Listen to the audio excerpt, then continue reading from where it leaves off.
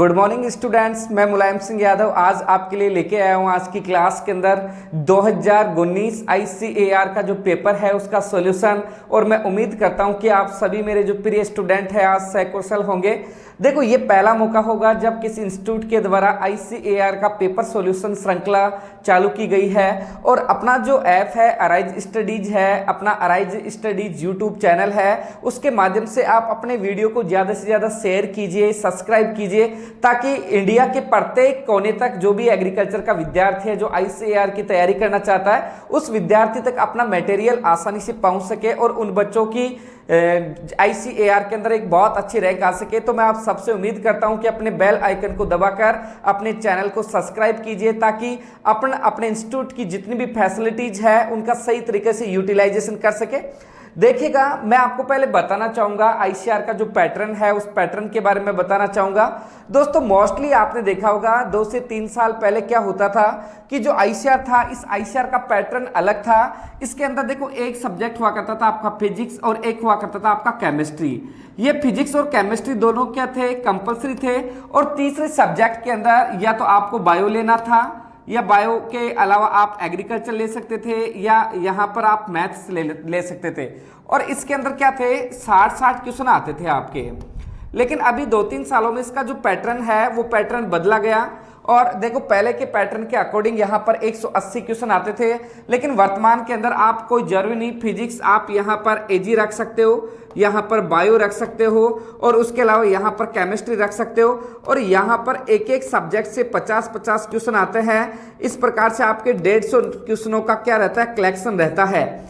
यहाँ पर अपन बात करेंगे ICAR के अंदर सिलेक्शन लेना बहुत सिंपल होता है। और जो बच्चा ICAR के अंदर सिलेक्ट होकर किसी अच्छे यूनिवर्सिटी के अंदर पढ़ता है उस बच्चे को 3 से 4 हजार रुपये स्कॉलरशिप के रूप में ICAR के द्वारा दिया जाता है। इसलिए जो फार्मर कैटेगरी से बिलोंग करने वाले स्टूडेंट्स हैं, जो गरीब परिवार से बिलोंग करने वाले स्टूडेंट हैं, वो जेट की अपेक्षा, BHU की अपेक्षा ICAR के अंदर अपना लक आजमाएंगे तो उनके लिए थोड़ा ज्यादा बेनिफिशियल रहेगा।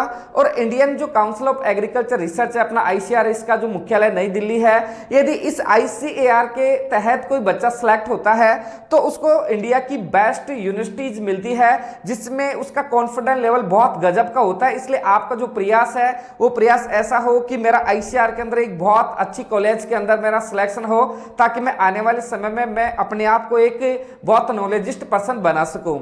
जैसे आज का जो क्लास है उस क्लास के अंदर जैसे मैं समझाना चाहूंगा कि अपनी जो पिछली एग्जाम थी 2019 के अंदर अपने जो 50 क्वेश्चन पूछे गए एग्रीकल्चर सब्जेक्ट के अंदर वो किस प्रकार से थे। अपन देखते हैं अपनी तैयारी है कि नहीं है, अपन किस डिपार्टमेंट में कमजोर है, वो सब चीजें आज सॉल्यूशन करेंगे। यहां पर देखिएगा, क्वेश्चन नंबर जो 1 है, क्वेश्चन नंबर 1 की बात करेंगे। क्वेश्चन नंबर 1 है हेटेरोसिस क्या है। तो देखो, यहां पर देखिएगा जो क्वेश्चन है बहुत गजब का क्वेश्चन है, हेटेरोसिस क्या है। तो देखो, मैं बताना चाहूंगा हेटेरोसिस क्या होता है। एक होता है आपके मेल होता है और एक आपका फीमेल होता है। तो मैं बताना चाहूंगा कि जब मेल और जो फीमेल होता है, जैसे इस मेल और फीमेल के संयोग से एक F1 पीढ़ी के अंदर एक नई संतति उत्पन्न होती है, तो नई संतति जो उत्पन्न हुई है उस नई संतति के जो गुण है वो इस मेल और फीमेल के गुणों से बहुत ज्यादा एक्स्ट्रा हो, उस क्रिया को अपन क्या बोलेंगे, हेटेरोसिस। बहुत इंपॉर्टेंट है, आपसे पूछा जाए हेटेरोसिस क्या है, तो जब मेल और फीमेल के क्रॉस के द्वारा एक नई संतति प्राप्त हुई है और उस संतति के अंदर नर और मादा के जो पैतृक गुण थे उनसे बहुत ज्यादा एक्स्ट्रा यदि गुण पाए जाते हैं उस क्रिया को अपन क्या कहेंगे, हेटेरोसिस। यहां पर ऑप्शन नंबर फर्स्ट दे रखा है उत्परिवर्तन का प्रवेश, ऑप्शन नंबर 2 है यहाँ पे सहज उत्परिवर्तन की उपस्थिति। तो ऑप्शन नंबर फर्स्ट भी राइट नहीं है और ऑप्शन नंबर सेकंड भी राइट नहीं है। थर्ड ऑप्शन में जाते हैं, देखो पितरों की अपेक्षा उत्तम F1 का उत्पादन। जैसा कि मैंने दोस्तों बताया, जो मैं कह रहा था यहाँ मेल और फीमेल के द्वारा जो F1 पीढ़ी प्राप्त हुई है उस F1 पीढ़ी के अंदर इस नर और मादा के गुणों से बहुत ज्यादा एक्स्ट्रा गुण वाली कोई पैतृक ये जो नई संतति प्राप्त होती है उसे हेटेरोसिस कहा जाता है। तो यहां पर जो ऑप्शन नंबर 3 है वो क्या है, राइट आंसर है। ये आपने देखा होगा जो आपका बायोलॉजी पार्ट के अंदर जेनेटिक्स मटेरियल आता है, जेनेटिक पार्ट आता है, उसके अंदर ये चीज आपको मिल जाती है। बहुत गजब का क्वेश्चन था। उसके बाद में देखेंगे क्वेश्चन नंबर फर्स्ट का जो 3rd नंबर का आंसर है। उसके अलावा क्वेश्चन नंबर 2 में देखिएगा क्वेश्चन नंबर 2 में है निम्नलिखित में से कौन सा बायोगैस का एक मुख्य घटक है। तो यहां पर देखिएगा कि निम्न में से एक बायोगैस का जो मुख्य घटक है वो कौन सा है। तो दोस्तों यहां पर देखिएगा जो बायोगैस का मुख्य घटक है उसके अंदर अपन बात करेंगे, ऑप्शन नंबर फर्स्ट है आपका एन ब्यूटेन, बिल्कुल ऐसा बिल्कुल आंसर नहीं है। एन प्रोपेन ये भी आंसर नहीं है। एक आता है एसिटिलीन, ये भी आंसर नहीं है। और यहां पर जो मेथेन होता है CH4 जिसकी अपन बात करते हैं, जिसको मिथेन बोलते हैं, ये बायोगैस का एक प्रोडक्ट है या बायोगैस के अंदर एक प्रमुख घटक का कार्य करता है। तो यहां पर क्वेश्चन नंबर 2 था, उसका जो राइट आंसर होगा वो होगा आपका ऑप्शन नंबर 4 मीथेन। उसके बाद में देखिएगा क्वेश्चन नंबर जो 3 है वो है बीज किस वनस्पति के रूप में परिभाषित किया गया है। तो देखो मैं बीज की परिभाषा बताना चाहूंगा। जैसे आपने जब सीड का टॉपिक पढ़ा तो सीड के टॉपिक के अंदर आपने अलग अलग डेफिनेशन पढ़ी।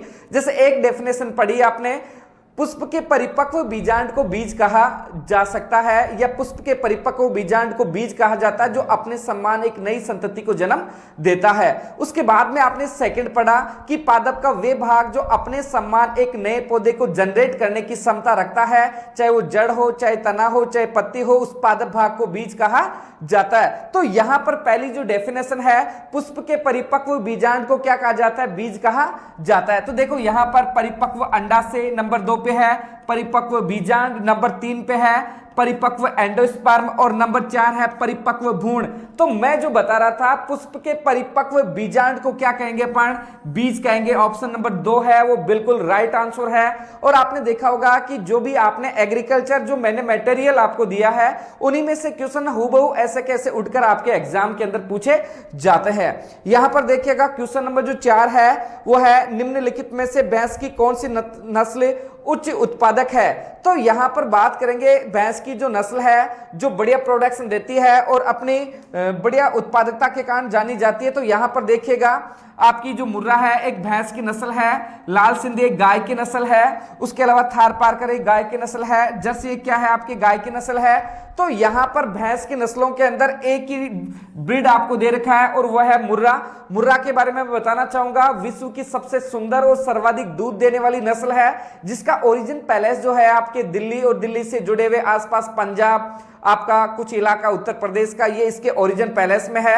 और ये भैंस है ना बहुत बढ़िया क्वालिटी की होती है। इसके दूध के अंदर अपन बात करेंगे लगभग 7% फैट परसेंटेज पाया जाता है और ये एक ब्यात के अंदर 2000 से 2500 लीटर तक दूध देती है। बहुत गजब का क्वेश्चन है।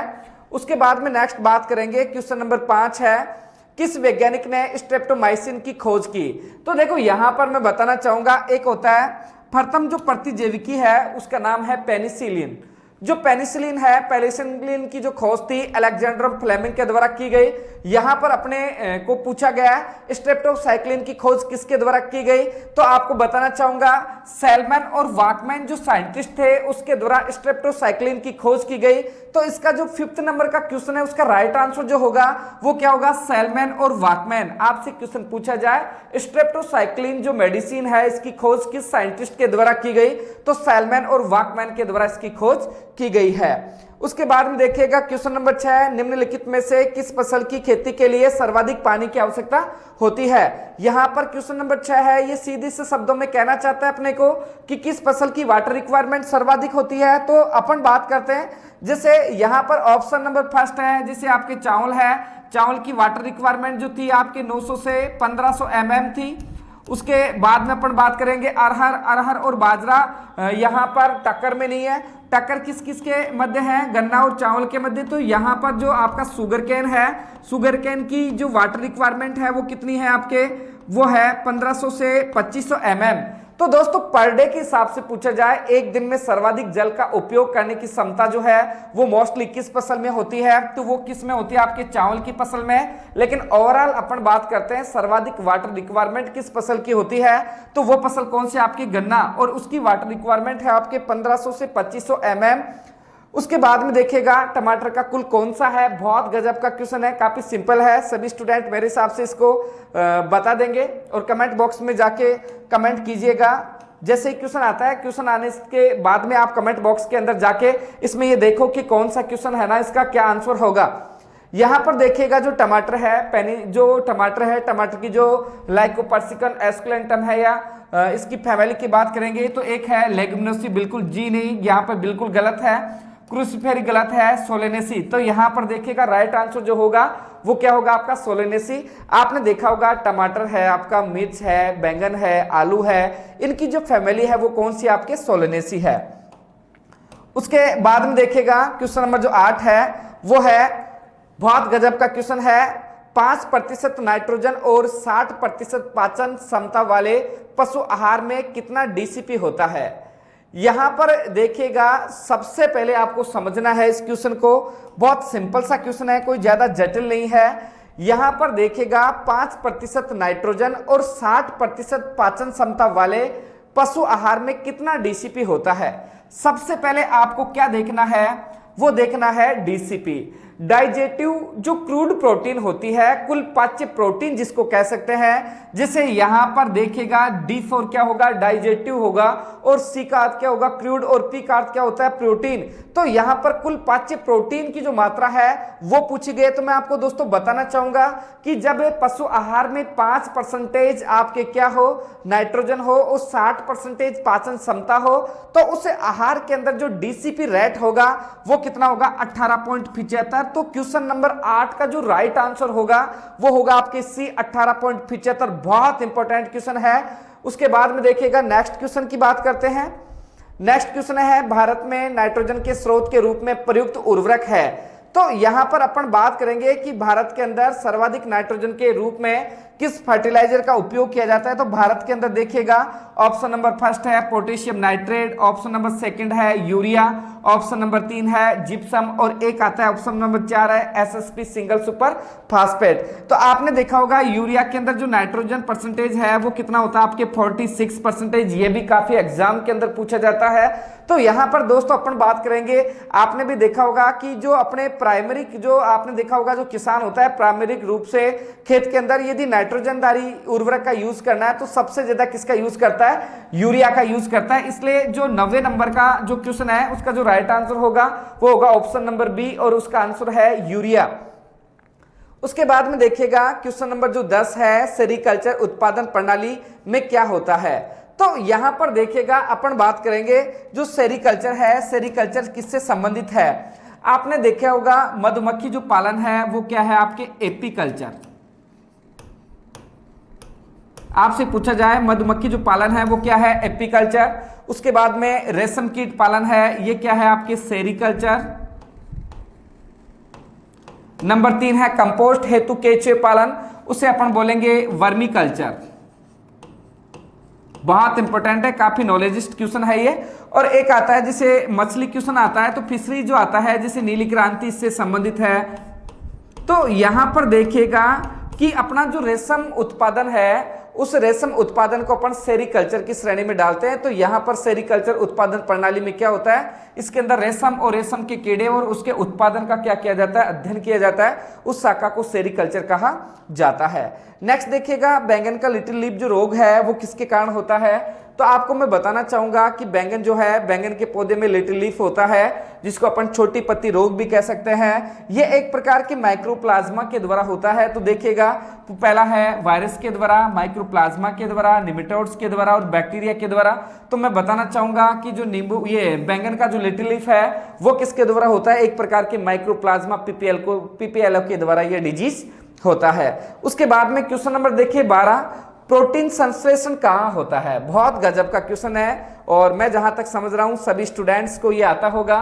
तो देखो प्रोटीन संश्लेषण की जो क्रिया है वो कहां पर होती है, जिसे ऑप्शन नंबर जो फर्स्ट है राइबोसोम के अंदर, ऑप्शन नंबर 2 है क्लोरोप्लास्ट के अंदर, ऑप्शन नंबर 3 है माइटोकॉन्ड्रिया में, और एक है आपका न्यूक्लियस केंद्रक में। तो दोस्तों आपने भी देखा होगा प्रोटीन संश्लेषण की जो क्रिया है वो किसके अंदर होती है आपके राइबोसोम में। तो आपके जो 12वें नंबर का क्वेश्चन है इसका जो राइट आंसर होगा वो क्या होगा ऑप्शन नंबर फर्स्ट, और उसका आंसर है राइबोसोम। उसके बाद में देखिएगा 13 नंबर का जो क्वेश्चन है, क्या डालकर मिट्टी की संरचना में सुधार किया जा सकता है। बहुत गजब टेक्निकल क्वेश्चन है और आप इसका आंसर देने का प्रयास कीजिएगा। मैं थोड़ा डिले रखता हूं इसको। यहां पर देखिएगा कि निम्न में से कौन से उत्पाद को डालकर मिट्टी की जो सॉइल स्ट्रक्चर होती है उसको सुधारा जा सकता है, जैसे रासायनिक उर्वरक डालकर, एक आता है जिप्सम डालकर, एक आता है चूना डालकर और एक आता है जैविक उपाय डालकर। तो यहां पर देखिएगा इन चारों में से सबसे सटीक जो आंसर होगा, आपने देखा होगा रासायनिक उर्वरक डालने से मृदा की जो भौतिक संरचना होती है, मृदा की फिजिकल प्रॉपर्टीज होती है, उसको बहुत ज्यादा नुकसान होता है। इसके अलावा जिप्सम कुछ फायदेमंद है, ये क्या करता है आपके सारे मृदाओं को सुधारने का ये उपयोग में आता है। चूना है अम्लीय मृदा को सुधारने के लिए किया जाता है, लेकिन जैविक खाद है, जैविक खाद के द्वारा मृदा की जो फिजिकल प्रॉपर्टीज है उसके अंदर डेवलपमेंट किया जा सकता है, उसको सुधारा जा सकता है। तो यहां पर जो ऑप्शन नंबर 4 है वो इसका क्या है, राइट आंसर है। तो यहां पर देखिएगा मृदा की जो संरचना है उसको सुधारने के लिए जैविक खाद का प्रयोग किया जाना चाहिए। काफी बच्चे जिप्सम के ऊपर भी ऑप्शन में है, तो मैं बताना चाहूंगा सारे मृदाओं को सुधारने के लिए मोस्टली जिप्सम का प्रयोग किया जाता है, लेकिन यहां पर जो क्वेश्चन की लैंग्वेज है वो कहना चाह रही है मृदा की जो सॉइल स्ट्रक्चर होती है, सॉइल स्ट्रक्चर को सुधारने के लिए निम्न में से कौन सा उपयोग में लिया जाता है, तो वो है आपके जैविक खाद। नेक्स्ट देखिएगा रानीखेत बीमारी किस में आम है। जो रानीखेत बीमारी है वो देखो कौन से जीव में होती है, तो यहां पर अपन बात करेंगे। पहला है आपके कुकुट, दूसरा है आपका सुअर, तीसरा है आपका गोवंश और एक है आता है भेड़। तो दोस्तों मैं बताना चाहूंगा, जैसे आपने देखा होगा रानीखेत एक मुर्गियों में होने वाली बहुत भयानक बीमारी है, तो यहाँ ऑप्शन नंबर फर्स्ट है इसका राइट आंसर है। उसके बाद में देखिएगा क्वेश्चन नंबर जो 15 है उसमें है निम्नलिखित में से किसे गोल्डन फाइबर के रूप में जाना जाता है।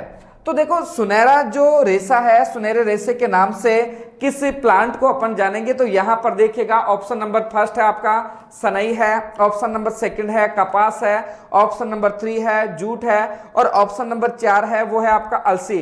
तो यहां पर जो क्वेश्चन नंबर आपका 15 है इसके अंदर देखिएगा गोल्डन फाइबर के रूप के अंदर अपन बात करेंगे तो जूट का जो प्लांट होता है, जूट के प्लांट को अपन क्या कहेंगे गोल्डन फाइबर के नाम से जाना जाता है। आपने देखा होगा अभी तक हमने 1 से लेके 15 क्वेश्चनों के बारे में डिस्कस किया है और ये ऐसा लगता है कि ये क्वेश्चन अपने को ऑलरेडी पहले से आते थे। तो आप ये सोचो कि ये क्वेश्चन जब जनरल है और इस पिछले एग्जाम के अंदर ये क्वेश्चन पूछे गए तो ऐसे ही क्वेश्चन है और इनसे जुड़े हुए क्वेश्चन है अगले एग्जाम के अंदर पूछे जाएंगे, तो अपन है ना आईसीआर के अंदर क्यों ना अच्छी रैंक लेके आए जाए। तो ये आपके लिए बहुत गजब का मोटिवेशन है दोस्तों। यहां पर देखिएगा नेक्स्ट जो क्वेश्चन है वो है आपका 16, मुर्गी के अंडे देने की अवधि में प्रकाश की अवधि कितने से कम नहीं होनी चाहिए। तो यहां पर देखिएगा जब मुर्गियां अंडे देती है तो मुर्गी को अंडे देते समय जो मुर्गियां हैं उनको कम से कम एक दिन के अंदर कितने घंटे प्रकाश की आवश्यकता होती है। तो देखिएगा एक है आपके 17 घंटे, एक आता है आपके 15 घंटे, एक आता है 13 घंटे और एक आता है ऑप्शन नंबर जो डी है वो है आपके 10 घंटे। तो दोस्तों मैं बताना चाहूंगा कि जब मुर्गी अंडा उत्पादन करती है उस समय मुर्गी को एनर्जी के लिए अधिक लाइट की आवश्यकता होती है और 24 घंटे में कम से कम उसको 17 घंटे प्रकाश की आवश्यकता होती है। इसीलिए आपने देखा होगा कई बार जो मुर्गीशाला है, मुर्गीशाला के अंदर अपन क्या करते हैं वहां पर बल्ब लगा के रखते हैं या लाइट चली जाती है तो भी वहां पर लाइट की व्यवस्था रखते हैं ताकि मुर्गियों को पर्याप्त मात्रा के अंदर टेम्परेचर दिया जाए, लाइट दी जाए। तो यहां पर जो आपका 16 नंबर का क्वेश्चन है कि अंडा देते समय मुर्गियों को कितने घंटे प्रकाश की आवश्यकता होती है, तो वो है आपके 17 घंटे प्रकाश की आवश्यकता होती है। उसके बाद में देखिएगा 17 नंबर का जो क्वेश्चन है उस क्वेश्चन के अंदर अपन बात करेंगे आईएफएस क्या है। बहुत गजब का क्वेश्चन है, बहुत टेक्निकल क्वेश्चन है। तो यहां पर देखिएगा जो आईएफएस है, आईएफएस की बात करेंगे, एक आता है ऑप्शन नंबर जो फर्स्ट है आपका वो है Indian farm management, option number B है इंडियन फील्ड मैनेजमेंट और एक आता है इंटीग्रेटेड फार्मिंग सिस्टम। तो यहां पर मैं बताना चाहूंगा जो ऑप्शन नंबर 3 है वो इसका बिल्कुल राइट आंसर है। जो इंडियन जो यहां पर इंटीग्रेटेड फार्मिंग सिस्टम है इसकी बात करेंगे, इसका हिंदी में अर्थ क्या होता है, समन्वित खेती प्रणाली। तो यहां पर समन्वित जो खेती प्रणाली है इसके अंदर क्या होता है कि खेती के अंदर सभी प्रणालियों का इस प्रकार से समावेश किया जाता है जिससे कि किसान का डेवलपमेंट हो सके, प्रोडक्शन बढ़ सके, कृषि लागत कम हो सके, उसकी आर्थिक स्थिति उठ सके, ये चीजें इसके अंदर सम्मिलित है। तो integrated farming system option number 3 है इसका राइट आंसर है। देखिएगा अल्फेंजो किसकी लोकप्रिय किस्म है, बहुत गजब का क्वेश्चन है, काफी बार आपको एग्जाम के अंदर देखने को मिलता है। तो यहां पर देखिएगा जो अल्फांजो किसकी लोकप्रिय किस्म है, तो यहां पर देखिएगा अल्फेंजो की बात करेंगे तो अल्फेंजो क्या है, आम की बहुत इंपॉर्टेंट वैरायटी है। तो ऑप्शन नंबर 1 है अमरूद बिल्कुल नहीं है, सेब भी नहीं है, आम बिल्कुल राइट है, और अंगूर की भी वैरायटी नहीं है। अल्फेंजो के बारे में बताना चाहूंगा, आम की सबसे स्वादिष्ट वैरायटी है, लेकिन इस वैरायटी के अंदर स्पॉन्जी उत्तक की समस्या पाई जाने के कारण इसकी लोकप्रियता को थोड़ा कम रखा गया है। और ये आपने भी देखा होगा कि बहुत ज्यादा फेमस रहती है, इसका हापुस नाम भी है। उसके बाद में देखिएगा दूध में उपस्थित प्रोटीन मुख्य रूप से क्या है, तो यहां पर दूध की मुख्य प्रोटीन की बात की जा रही है। दूध के अंदर पाई जाने वाली जो मुख्य प्रोटीन है वो कौन सी है, तो देखिएगा दोस्तों दूध की जो मुख्य प्रोटीन है यहां पर दे रखा है मायोसिन बिल्कुल नहीं है, एल्ब्यूमिन बिल्कुल नहीं है, एक आता है कैरेटिन बिल्कुल नहीं है। तो यहां पर ऑप्शन नंबर 3 देखिएगा केसिन बहुत इंपॉर्टेंट है। तो दूध में उपस्थित मुख्य प्रोटीन का नाम क्या है, केसिन। और यह क्वेश्चन था आपके 19वें नंबर का। नेक्स्ट देखिएगा 20 नंबर का जो क्वेश्चन है, निम्नलिखित में से कौन सा जीव कार्बनिक पदार्थ के अपघटन में सबसे उत्तम है। बहुत गजब का क्वेश्चन है कि यहां पर देखिएगा आपको ऑप्शन 4 दे रखे हैं और इसके अंदर माइक्रो ऑर्गेनिज्म है, सूक्ष्म जीव है, जिसमें से सबसे ज्यादा कार्बनिक पदार्थ का जो अपघटन है, टूटने की जो क्रिया है वो किसके द्वारा की जाती है, तो देखिएगा क्लोरोस्ट्रिडियम के द्वारा, ट्राइकोडर्मा के द्वारा, राइजोबियम के द्वारा, और एक आता है फ्रैंकिया के द्वारा। तो दोस्तों मैं बताना चाहूंगा कि क्लोरो जो स्टेडियम है इसके द्वारा इन चारों में से सबसे ज्यादा क्या होता है, कार्बनिक पदार्थ का अपघटन किया जाता है। तो यहां पर 20 नंबर का जो क्वेश्चन है इसका ऑप्शन नंबर फर्स्ट है वो इसका राइट आंसर होगा। उसके बाद में देखिएगा क्वेश्चन नंबर जो आपका 21 है, टेट्राजोलियम परीक्षण किसके लिए किया जाता है। तो बहुत गजब का क्वेश्चन है, जैसे मैं आपको बताना चाहूंगा। देखो एक होता है टीजेड परीक्षण,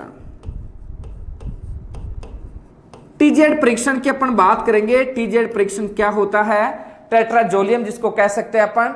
टीजेड जो टेट्राजोलियम परीक्षण है ये मोस्टली बीजों की जीवन क्षमता को ज्ञात करने के लिए किया जाता है। बीजों की जीवन क्षमता को ज्ञात करने के लिए कौन सा टेस्ट किया जाता है, टेट्राजोलियम। तो यहां पर देखिएगा बीज ओज, बीजों की जीवन क्षमता, और एक आता है बीज सुसुप्ता सी डोरमेंस जिसको कह सकते हैं। तो यहां पर ऑप्शन नंबर जो 3 है वो क्या है, आपका राइट आंसर है। टेट्राजोलियम परीक्षण किसके लिए किया जाता है, तो मोस्टली बीजों की जीवन क्षमता को ज्ञात करने के लिए यह परीक्षण किया जाता है। क्वेश्चन नंबर 22 देखिएगा, सबसे प्रभावी खरपतवार नियंत्रण उपचार कौन सा है। तो यहां पर देखिएगा बहुत इंपॉर्टेंट है, आप काफी कंफ्यूज होंगे। तो देखिएगा आप कमेंट बॉक्स में जाके देखिए, आंसर दीजिएगा क्या रहता है। पहले इनके बारे में डिस्कस करते हैं, तब तक आप आंसर दीजिएगा। तो यहां पर देखा जो ऑप्शन नंबर फर्स्ट है वो है आपका मैकेनिकल। तो मैकेनिकल का अर्थ क्या होता है, यांत्रिक जो विधियां है, हाथ से उखाड़ना है, मोर का प्रयोग करना है, निराई गुड़ाई करना है, ये सब चीजें क्या होती है आपके मैकेनिकल कंट्रोल के अंतर्गत आती है। ऑप्शन नंबर 2 देखिएगा, जो केमिकल्स का यूज करके बहुत सारे ऐसे केमिकल्स हैं जो खरपतवारों को नष्ट करने के लिए काम में लिए जाते हैं। तो ऐसे केमिकल्स जो खरपतवार को नष्ट करने के लिए काम में लिए जाते हैं, उन केमिकल्स को वेडिसाइड या खरपतवार नाशक के रूप में जाना जाता है। एक होता है कर्षण क्रियाएं होती है, आपने देखा होगा, जिसे जो है समय के ऊपर फसल की बुआई करेंगे, तो समय रहते हुए फसल की बुआई करेंगे तो उससे क्या होता है, जैसे खरपतवार क्या है उसको सही क्लाइमेट नहीं मिल पाता, और अपनी जो फसल है वो सही क्लाइमेट मिलने के कारण शीघ्रता से बड़ी होती है, और शीघ्रता से बड़ी होने के बाद में खरपतवार नीचे रह जाता है जिसका कोई साइड इफेक्ट नहीं आता। या ऐसी फसल लगाएं अपन जो तीव्र गति से ग्रोथ करती हो, तो ये कर्षण मैनेजमेंट में आता है। इसके अलावा एक आता है समेकित खरपतवार प्रबंधन। तो इसको देखो अपन बोलेंगे integrated weed management. Integrated weed management की डेफिनेशन की बात करेंगे, खरपतवार नियंत्रण की ऐसी विधियां जिसके अंदर या खरपतवार नियंत्रण के लिए अपनाई गई ऐसी विधियां जिसमें सभी विधियों का समावेश हो, और उस समावेश के अंदर यह ध्यान रखा जाए कि किसान को आर्थिक रूप से कोई नुकसान ना हो, और उस खेत के अंदर जो खरपतवार है उन खरपतवारों की संख्या को आर्थिक स्तर से कम लाया गया हो। ऐसी जो प्रणाली है समेकित खरपतवार प्रबंधन कहलाती है। तो सबसे प्रभावी खरपतवार नियंत्रण उपचार कौन सा है, तो दोस्तों आप लोगों का ज्यादा 80% स्टूडेंट्स है वो केमिकल कंट्रोल के ऊपर जा रहे हैं, लेकिन यहां पर क्या है, समेकित खरपतवार प्रबंधन जो इंटीग्रेटेड वीड मैनेजमेंट है, इसका राइट आंसर है, क्योंकि इसके अंदर सभी विधियों का समावेश इस प्रकार से किया जाता है कि खरपतवारों को आर्थिक स्तर से कम कर दिया जाता है, जिससे किसान को कोई आर्थिक रूप से हानि नहीं होती। यह आपका 22 नंबर का क्वेश्चन है, ऑप्शन नंबर 4 है इसका क्या है, राइट आंसर है। उसके बाद में देखिएगा 23 जो है, निम्नलिखित में से कौन सी शर्करा अविघटनकारी है। तो यहां पर देखिएगा निम्न में से कौन सी शर्करा है जो अविघटनकारी है, यहां पर अपन बात करेंगे। जिससे ऑप्शन नंबर फर्स्ट है सुक्रोज, ऑप्शन नंबर 2 है माल्टोज, ऑप्शन नंबर 3 है ग्लूकोज और एक है आपका गैलेक्टोज। तो यहां पर मैं बताना चाहूंगा जो माल्टोज है वो क्या है, विघटनकारी शर्करा नहीं है, इसलिए 23 का जो ऑप्शन नंबर 2 है वो राइट आंसर है। उसके बाद में देखिएगा 24 के अंदर अच्छी गुणवत्ता वाले साइलेज का पीएच मान कितना होगा। बहुत गजब का क्वेश्चन है, साइलेज का जो पीएच मान है अच्छी गुणवत्ता वाले, तो देखिएगा ऑप्शन नंबर फर्स्ट है 3.7 से 4.2, 4.2 से 4.9, 5.5 से 6 और एक आता है 6 से 6.5। तो यहां पर दोस्तों देखिएगा जो 4.2 से 4.9 है ये अच्छे साइलेज का सबसे उत्तम गुण है, उसका जो पीएच होता है 4.2 से 4.9 वो साइलेज सबसे उत्तम माना जाता है। उसके बाद में बात करेंगे, एक आता आपका जिसे 25 है, निम्नलिखित में से किस फसल में लवणता के प्रति अधिक सहिष्णुता होती है। तो बहुत बेसिकली क्वेश्चन है, आप लोग काफी बार पढ़े हैं, आपने भी देखा होगा कि जो चुकंदर है, जो है, ढेंचा है, आपके पालक है, ये बहुत ज्यादा लवणता को आसानी से सहन कर जाते हैं। जैसे चावल है अम्ल सहनशील है, ये आपके न्यूट्रल सा एक प्रकार से, चुकंदर है ये बहुत ज्यादा लवणीयता सारिता को सहन आसानी से कर जाता है, सरसों है। तो यहां पर देखिएगा जो लवण सहिष्णु प्लांट है इनमें से वो कौन सा है, आपका चुकंदर है। ठीक है, उसके बाद में देखिए आगे आइए आप, जीजे मेंडल कहां के थे। तो ग्रेगर जो मेंडल है उसकी बात करेंगे। ग्रेगर जॉन मेंडल है वो कहां के थे, आपने देखा होगा ग्रेगर जॉन मेंडल की बात करेंगे तो वो एक ऑस्ट्रिया जो देश है उस ऑस्ट्रिया देश के जो एक प्रकार के बहुत बड़े जेनेटिक्स के साइंटिस्ट थे जिन्होंने मेंडलवाद के जो नियम दिए, बहुत गजब का हमारे बायोलॉजी के अंदर इसका बहुत बड़ा योगदान है। तो यहाँ पर जीजे मेंडल का जो आपका जो कंट्री था वो था आपके ऑस्ट्रिया के थे। ये गोवंश में ब्लैक वाटर रोग किसके कारण होता है, तो देखिएगा गोवंश के अंदर जो ब्लैक वाटर रोग होता है उस डिजीज की अपन बात करेंगे। गोवंश के अंदर ब्लैक वाटर जो डिजीज है इस डिजीज की बात करेंगे, ये किसके द्वारा होता है। तो देखो ब्लैक वाटर जो है, ब्लैक वाटर को अपन बोलेंगे लंगड़ी जो डिजीज होता है, लंगड़ी डिजीज को अपन क्या बोलते हैं, ब्लैक वाटर। तो यहां पर देखिएगा ब्लैक वाटर ये बैक्टीरियल डिजीज है और ये बैक्टीरिया के द्वारा होती है। आपने देखा होगा कि इसका जो बैक्टीरिया है उस बैक्टीरिया का नाम है क्लोरोस्ट्रीडियम।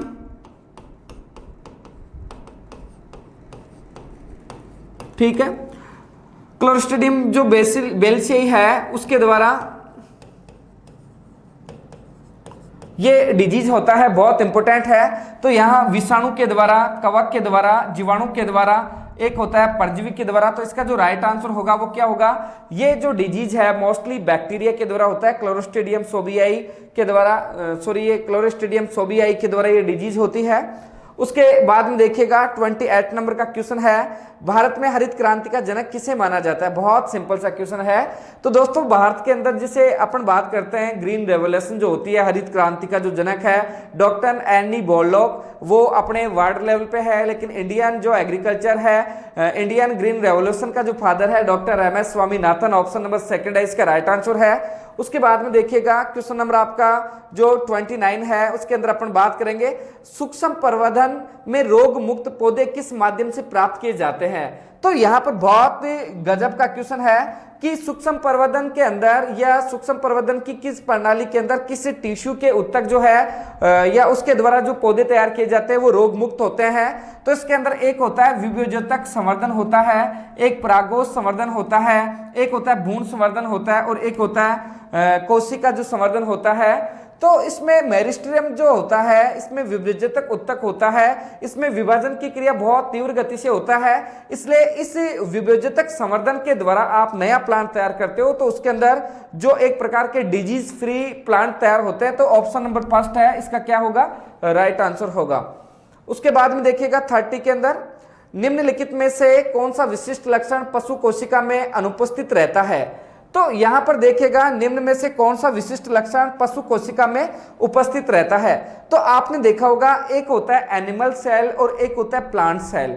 एनिमल सेल और प्लांट सेल के अंदर बेसिक डिफरेंस की मैं बात बताऊं, प्लांट सेल के अंदर क्लोरोप्लास्ट पाया जाता है, क्लोरोफिल पाया जाता है, जबकि एनिमल सेल के अंदर क्लोरोप्लास्ट या क्लोरोफिल नहीं पाया जाता। तो यहाँ पर देखिएगा माइटोकॉन्ड्रिया होता है, माइटोकॉन्ड्रिया जो है वो प्लांट और जू दोनों सेल्स में पाया जाता है, प्रोक्सिसोम दोनों में होता है, न्यूक्लियस दोनों के अंदर होता है। लेकिन क्लोरोप्लास्ट की बात करेंगे, क्लोरोप्लास्ट जो होता है ये आपके एनिमल सेल्स के अंदर नहीं पाया जाता।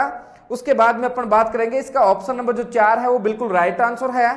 पहाड़ी क्षेत्रों में कौन सी रोपण प्रणाली अपनाई जाती है? तो पहाड़ी जो क्षेत्र है, पहाड़ी क्षेत्र के अंदर जो रोपण प्रणाली है उसके अंदर कौन सी विधि अपनाई जाती है? यहां पर अपन बात करेंगे, एक है वर्कण प्रणाली, एक आता है त्रिकोणीय प्रणाली, एक आता है षटकोणीय प्रणाली और एक आता है कंटूर प्रणाली। तो दोस्तों मैंने बताया था कि ये जैसे ढलानदार क्षेत्र है तो यहाँ पर कंटूर प्रणाली जो है, कंटूर प्रणाली सीढ़ीनुमा क्षेत्र जो है वो देखे होंगे, वहां पर कंटूर प्रणाली काम में ली जाती है। तो यहाँ पर 31 जो क्वेश्चन है आपका, उसका जो राइट आंसर होगा वो होगा कंटूर प्रणाली।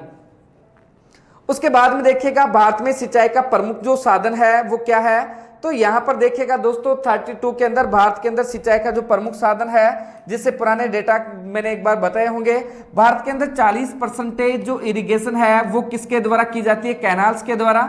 32% जो इरिगेशन है वो ट्यूबवेल है, आपके कुएं हैं, उनके द्वारा की जाती है। तो भारत के अंदर मोस्टली सबसे बड़ा सिंचाई का जो साधन है या सिंचाई का प्रमुख स्रोत है तो उसके अंदर अपन बात करेंगे नहरें। तो यहां पर 32 नंबर का जो क्वेश्चन है ऑप्शन नंबर फर्स्ट इसका राइट आंसर होगा। तो भारत के अंदर क्या है, सिंचाई का सबसे प्रमुख जो स्रोत है वो है नहरें। और राजस्थान की बात करें तो उसमें ट्यूबवेल्स और कुएं सम्मिलित है, वो आंसर आता है इसके अंदर। तो यहां पर 32 के अंदर जो नहरें हैं वो इसका राइट आंसर होगा। देखिएगा 33 में निम्नलिखित में से कौन सा धान्य नहीं है? जो सीरियल्स क्रॉप है वो नहीं है, इसके अंदर कौन सी धान की फसल नहीं है? तो देखो गेहूं धान्य है, चावल धान्य है, मक्का धान्य है, लेकिन ये क्या आपका लेगुम्स है। चना जो है लेगुम है, ये आपकी दाल है, इसलिए ऑप्शन नंबर 3 है इसका राइट आंसर है।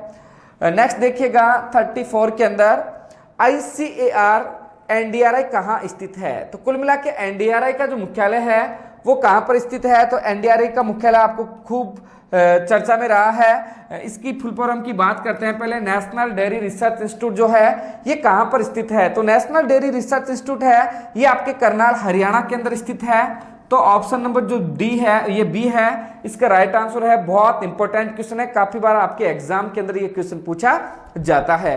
काफी इंटरेस्टिंग टॉपिक रहा। और ये देखिएगा कि मेरे को लग रहा है कि इसमें जेड से भी सिंपल क्वेश्चन आपके आईसीआर 2019 के अंदर क्वेश्चन पूछे गए हैं।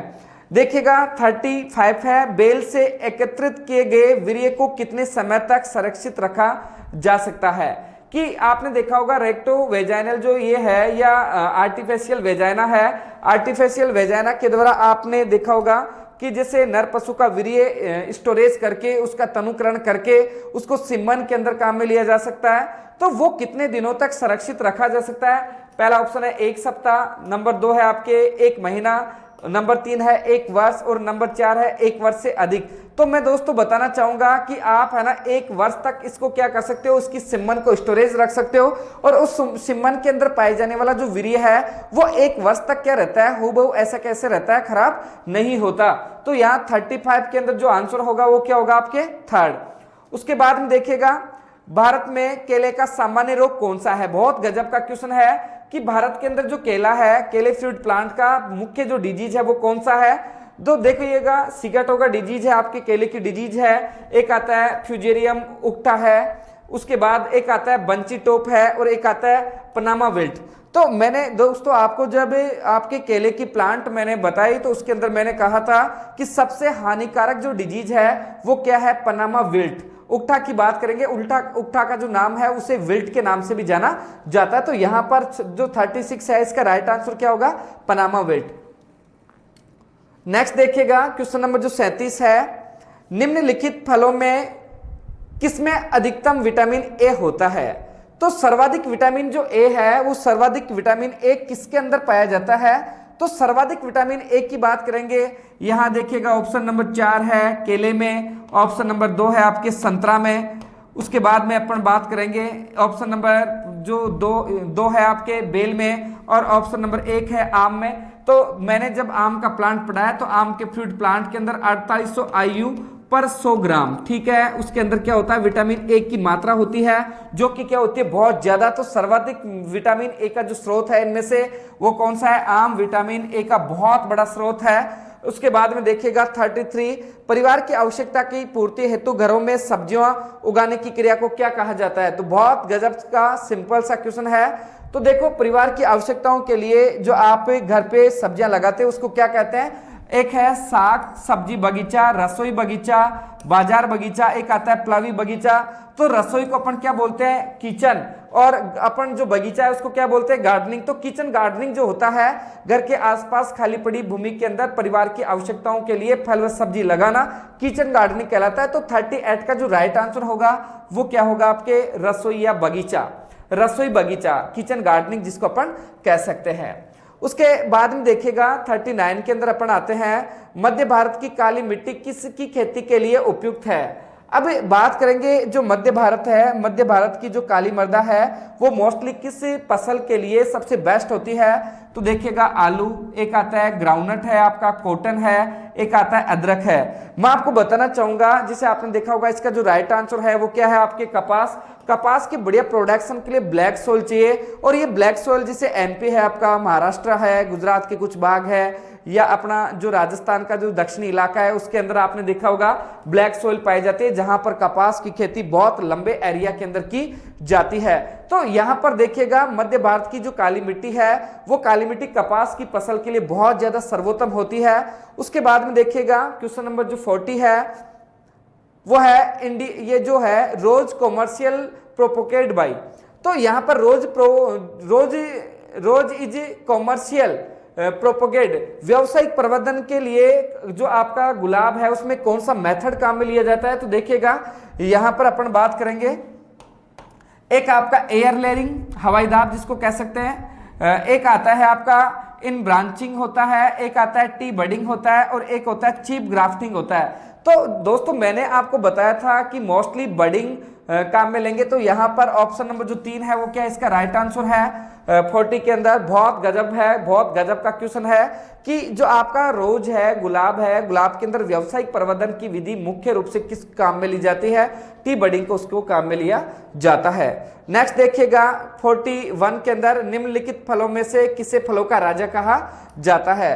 तो देखिएगा फलों का जो राजा है बहुत सिंपल सा क्वेश्चन है, सेब, अमरूद, नींबूवंश, आम। तो यहां पर देखिएगा ऑप्शन नंबर जो 4 है वो बिल्कुल आपको दिखाई दे रहा है, और हर एक बच्चा इसको जानता है, फलों का राजा आम को कहा जाता है। उसके बाद में देखिएगा भारत में किस राज्य में जलीय कृषि का सर्वाधिक उत्पादन होता है। तो यहां पर देखिएगा जलीय कृषि का सर्वाधिक जो उत्पादन होता है, यहां अपन बात करेंगे ऑप्शन नंबर 1 है केरल, ऑप्शन नंबर 2 है तमिलनाडु, ऑप्शन नंबर 3 है वेस्टर्न बंगाल, और एक है आंध्र प्रदेश। तो यहां पर देखिएगा दोस्तों ऑप्शन नंबर जो 2 है तमिलनाडु के अंदर जलीय खेती का उत्पादन क्या होता है, बहुत ज्यादा होता है। आपने देखा होगा तमिलनाडु जो एरिया है बिल्कुल समुद्री एरिया है, वहां पर जलीय खेती की जाती है। उसके बाद में क्वेश्चन नंबर आपका 43 है, निम्नलिखित में से कौन सी बकरी की नस्ल नहीं है। तो आपने देखा होगा जमुनापारी बकरी की बहुत इंपॉर्टेंट ब्रीड है, बारबरी बकरी की ब्रीड है, सिरोही बकरी की ब्रीड है, लेकिन जो नेल्लोर है, नेल्लोर, हसन, डेकनी, आपने देखा होगा भेड़ की नस्लें हैं। तो यहां पर ये आपका जो 43 है उसके अंदर जो आंसर होगा वो क्या होगा, नेल्लोर, क्योंकि ये किसकी है, भेड़ की नस्ल है आपके। निम्न में से किस समूह की मछलियों को भारत में सबसे अधिक पाला जाता है। तो भारत के अंदर सबसे ज्यादा जो मछली पालन है वो किस प्रकार की मछलियों को भारत में सबसे अधिक पाला जाता है। तो यहां पर देखिएगा भारत में सबसे अधिक जो मुर्गियों को पालते हैं उसमें कैटफिश है, एक आता है कार्प है, एक आता है झींगा है, एक आता है जिसे आपकी सजावटी है। तो कार्प जो मछलियां हैं भारत के अंदर सबसे अधिक इनको पाला जाता है। उसके बाद में अपन बात करेंगे ये क्वेश्चन नंबर 45, हवा के वेग की माप के लिए इस्तेमाल किया जाने वाला उपकरण कौन सा है। तो दोस्तों यहाँ सीधी सी बात है कि वायु का जो वेग होता है उस वायु के वेग को रोकने के लिए मोस्टली किस यंत्र का उपयोग किया जाता है। तो यहाँ पर देखिएगा एक आता है आपका एनीमोमीटर है, एक आता है विंडवेन है, साइक्रोमीटर है, लैक्टोमीटर है। जैसे बात करेंगे लैक्टोमीटर दूध के अपेक्षित घनत्व को ज्ञात करने के लिए किया जाता है। विंड वैन वायु की दिशा को बतलाता है। और एनीमोमीटर है वायु के वेग के बारे में इंफॉर्मेशन देता है। तो वायु की जो गति है, उस वायु की जो गति है वो किसके द्वारा मापी जाती है? एनीमोमीटर के द्वारा। नेक्स्ट देखिएगा 46 है, वो है आपके उपयुक्त स्थिति में भारत में प्रयुक्त फास्फोटिक उर्वरकों की दक्षता कितनी है। यहां पर देखिएगा मैं आपको बताना चाहूंगा, जैसे आपने पहले पढ़ा है ये, जैसे यहां पर नाइट्रोजन की जो यूज इफेंसी है वो है आपके 35 से 40%। उसके अलावा जैसे फास्फोरस है उसकी बेसिकली जो है 15 से 20%, बेसिकली सामान्य। उसके अलावा जैसे पोटास होता है, पोटास की वाटर ये जो यूज इफेंसी है वो कितनी है? 70 से 80। लेकिन उपयुक्त स्थिति के अंदर क्या होता है कि ये जो डेटा है वो डेटा जो है आपके कितने होंगे? 25 से 30% के ऊपर। इसलिए इस क्वेश्चन के अंदर अपन 15 से 20 जो है उसको राइट आंसर न मान के इसका जो राइट आंसर है वो क्या मानेंगे? 25 से 30% जो फास्फोरस है उसकी यूज एफिशिएंसी रहती है। उसके बाद में देखिएगा 47 में निम्नलिखित में से कौन सा फल जेली बनाने के लिए उपयुक्त है। तो आपने देखा होगा जो अमरूद है, अमरूद को जेली फल के नाम से भी जाना जाता है, क्योंकि अमरूद के अंदर क्या होता है? पैक्टिन की पर्याप्त मात्रा होती है, जिस कारण जेली के लिए सबसे सर्वोत्तम है। ऑप्शन नंबर फर्स्ट है इसका राइट आंसर होगा आपके। देखिएगा 48 के अंदर ड्रिप सिंचाई प्रणाली की शुरुआत कहां से हुई? जो अपना ड्रिप है, माइक्रो इरिगेशन है, इसकी जो शुरुआत है वो देखा होगा आपने, बहुत बार क्वेश्चन आता है कि जो ड्रिप मेथड है, ड्रिप मेथड का जो जन्मदाता है वो कौन है? ड्रिप मेथड का जो जन्मदाता है वो है इजराइल देश। तो यहां पर देखिएगा ऑस्ट्रेलिया बिल्कुल नहीं, यूएस बिल्कुल नहीं, भारत भी नहीं है, ये इजराइल देश के द्वारा दी गई टेक्नोलॉजी है। उसके बाद में अपन बात करेंगे 49 की, वो है बिजाई से चावल उगाने हेतु उपयुक्त शाकनाशी कौन सी है। तो देखो बिजाई से आप यदि चावल प्रोडक्ट करते हो तो उसके अंदर मोस्टली किस शाकनाशी का उपयोग करते हैं? तो यहाँ पर अपन बात करेंगे 2,4-D ब्यूटाक्लोर, एक है प्रेटिलाक्लोर और एक आता है बिस्पाइरिबेक। तो यहाँ पर ब्यूटाक्लोर जो होता है, ब्यूटाक्लोर मोस्टली शाकनाशी के रूप में अपन धान की फसल में काम में लेते हैं। और लास्ट क्वेश्चन वह जो है वो देखिएगा बहुत इंपॉर्टेंट क्वेश्चन है। यहाँ पर अपन बात करेंगे क्वेश्चन नंबर जो आपका 50 है, उसके अंदर देखिएगा international crop research institute for semi arid and tropics is located at. तो लोकेटेड एट का अर्थ है स्थित है। तो आपका जो इंटरनेशनल क्रॉप रिसर्च इंस्टीट्यूट जो है सेमी एरिड एंड ट्रॉपिक्स जो है वो कहां पर स्थित है? तो देखो एक है आपका न्यू दिल्ली, एक आता है बेंगलोर, एक आता है कोयम्बटूर और एक आता है आपका हैदराबाद। तो सेमी एरिड ट्रॉपिक्स जो है वो कहां स्थित है आपके? वो स्थित है आपके हैदराबाद के अंदर। ये इस प्रकार से जो ICAR Indian council of agriculture research है, इसका 2019 के अंदर जो क्वेश्चन पूछे गए हैं एग्रीकल्चर के अंदर, मैंने उनका सॉल्यूशन दिया है। और मैं जहां तक समझ पा रहा हूं मेरे सभी स्टूडेंट्स जो इस वीडियो को देख रहे हैं वो ये देख रहे होंगे कि ऐसे यदि पेपर 2020 के अंदर भी आए तो मैं शायद इस पेपर के अंदर बहुत अच्छी रैंक लेके आऊंगा। तो मैं कहना चाहूंगा ऐसा ही हूबहू आपको पेपर मिलेगा। हो सकता है क्वेश्चन उसमें बदले हुए हो, लेकिन पैटर्न आपके लिए यही होगा। अब नेक्स्ट क्लास के अंदर अपन बात करेंगे 2018 के अंदर पूछे गए आपके ICAR के जो पेपर है उनके डिस्कस को लेकर हम फिर से हाजिर होंगे। धन्यवाद।